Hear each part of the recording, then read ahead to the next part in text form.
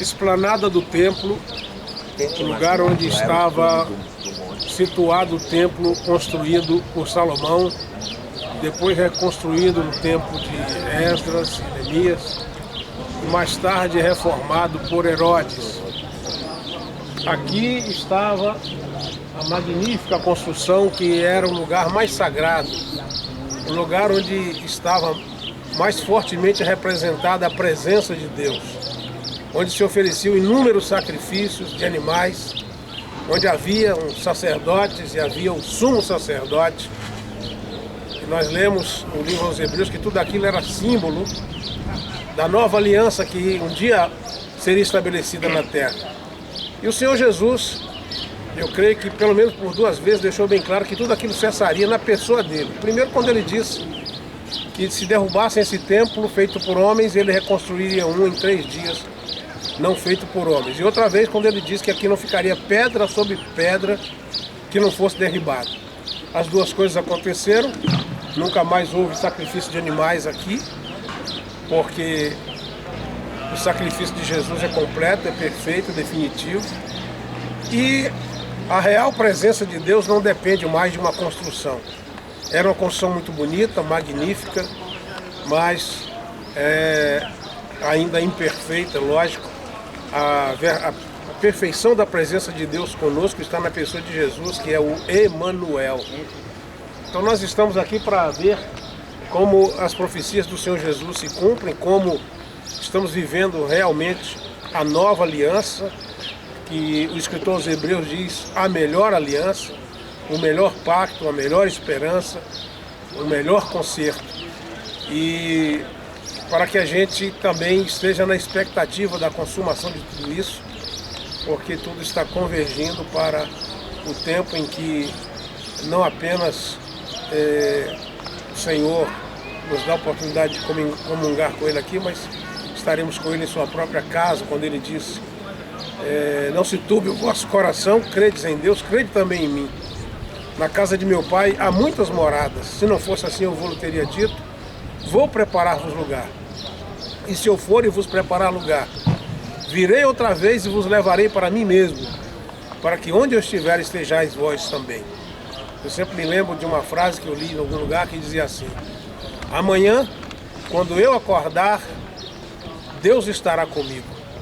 Mas se eu não acordar, eu estarei com Ele.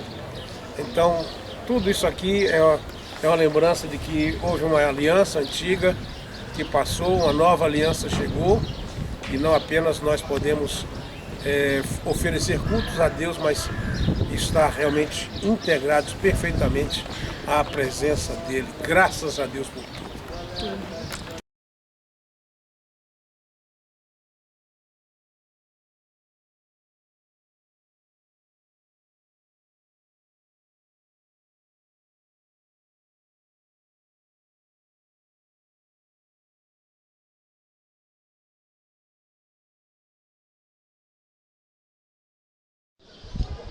Betesda, casa de misericórdia, lugar em que a Bíblia diz havia um alpendre, onde ficavam muitos doentes, ensicados, paralíticos. E é interessante que a Bíblia diz que esse lugar ficava perto da porta das ovelhas, e nós tivemos a oportunidade de passar lá e conhecer a famosa porta das ovelhas. Então, perto desse lugar, por onde vinham os animais para serem levados para o templo, cumprindo todo o ritual, havia as pessoas à margem de tudo isso, aqui impedidas de participar do culto, impedidas de viver uma vida normal. E Jesus veio ao encontro delas. Jesus é a própria misericórdia em pessoa. E é interessante, agora há pouco o Fábio dizia para mim: puxa vida, o Sérgio falou que lá no templo, no próprio pátio, só podia entrar os judeus, os gentios não podiam chegar nem no pátio. Nós estávamos com aquelas pessoas, não é? Aqui, mesmo no meio aqui dos estropiados, havia sempre um privilegiado que podia entrar e ser curado. Mas os outros todos estavam fora. Assim como nós estávamos excluídos, nós estávamos fora. Mas Jesus veio ao nosso encontro. E Jesus então se dirige àquele homem e pergunta se ele quer ficar são. E o cristianismo é a religião da responsabilidade pessoal, em que as pessoas são responsáveis pelo seu destino, que fazem com a sua própria vida. Lamentavelmente, há muitas pessoas hoje que baseiam sua vida na mágica, no acaso, no destino, na numerologia. Não, nós somos seres criados à imagem e semelhança de Deus, dotados de livre-arbítrio. E Deus respeita isso. Então Jesus pergunta se o homem quer ficar curado. O homem como que desconversa: Senhor, eu não tenho ninguém que me coloque dentro do tanque. Mas o que Jesus queria realmente é que ele refletisse sobre o seu papel em tudo isso. E nós sabemos do resto da história: aquele homem é curado e ele sai daqui conduzindo a sua maca, o que cria uma controvérsia teológica, mas Jesus não veio trazer controvérsia teológica. Jesus veio trazer misericórdia, Jesus veio trazer libertação, Jesus veio trazer a cura, não apenas a cura física, mas também espiritual e emocional. E cada um de nós responde a esta misericórdia positivamente ou não. E quem responde positivamente possivelmente vai encontrar oposição mesmo de pessoas religiosas, pessoas que estão sempre presas a filosofias e a conjecturas, mas que servem mais para a vaidade humana do que para qualquer outra coisa. O que Jesus quer mesmo é que as pessoas sejam alcançadas pela misericórdia de Deus. E a grande lição que fica é que para os seguidores de Jesus também deve haver a mesma postura. Cada um de nós deve se considerar o instrumento da misericórdia de Deus. E nós estamos neste mundo para abençoar.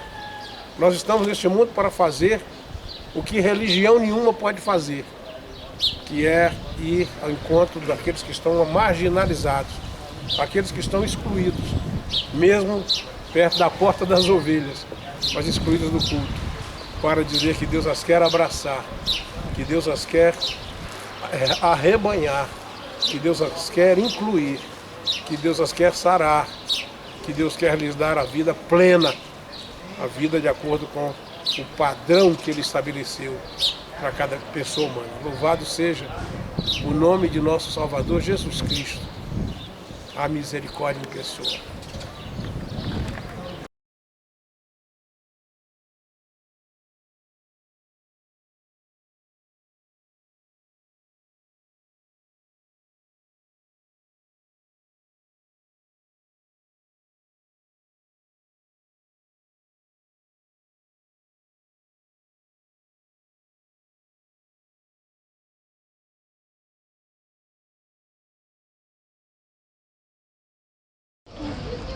Cheiro forte de vela, uma coisa triste.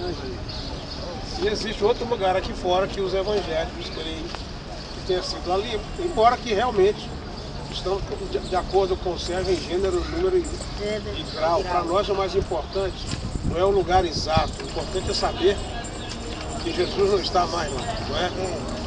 Pois bem, mas o que eu ia dizendo agora há pouco é o seguinte: há 2000 anos atrás viveu aqui dentro de Jerusalém um homem chamado Saul, o Saulo, que era profundamente religioso.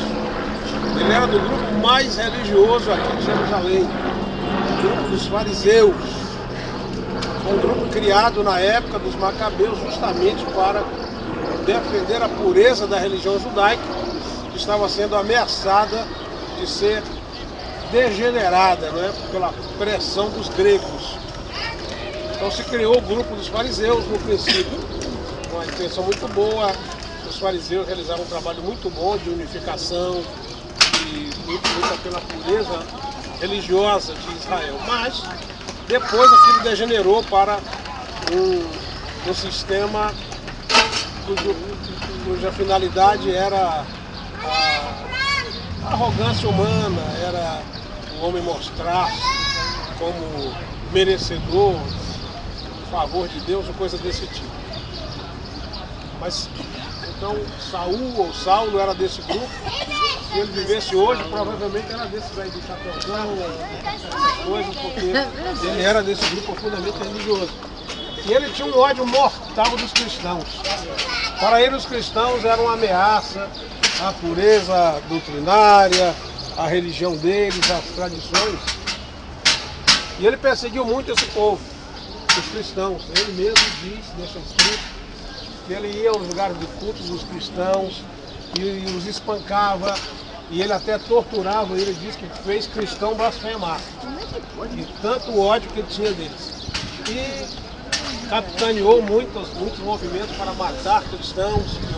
Inclusive quando Estevão foi apedrejado, ele foi um dos líderes daquele movimento. Foi aos pés dele que as pessoas deixavam as túnicas para ficar com a mão mais livre para apedrejar Estevão. Então esse homem conseguiu aqui das altas autoridades religiosas uma autorização para perseguir os cristãos até fora da terra de Israel. E eu estou falando disso aqui porque provavelmente ele saiu por essa porta, a porta de Damasco. Ele saiu, se lembra que ele estava indo para Damasco? Ele ia pegar cristãos lá em Damasco para maltratá-los. E nessa rota daqui, de Jerusalém para Damasco, no meio do caminho aí, o Senhor Jesus acendeu o farol alto na cara dele, ele caiu no chão, não é? E ouvi uma voz que perguntava: Saulo, Saulo, por que me persegues? E ele então pergunta: quem és, Senhor? Eu sou Jesus a quem tu persegues. Duro é para ti recalcitrar contra os aguilhões. Então ele se levanta dali cego, não é? E acaba de chegar em Damasco. Damasco é uma cidade que existe até hoje, a capital da Síria, onde está havendo um grande movimento agora, né?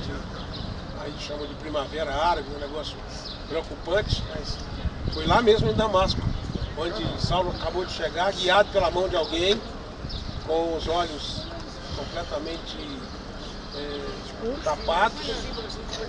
E você conhece o resto da história, né? Quem lê a Bíblia sabe que o Senhor Jesus falou com um homem chamado Ananias, orientou que fosse orar por ele.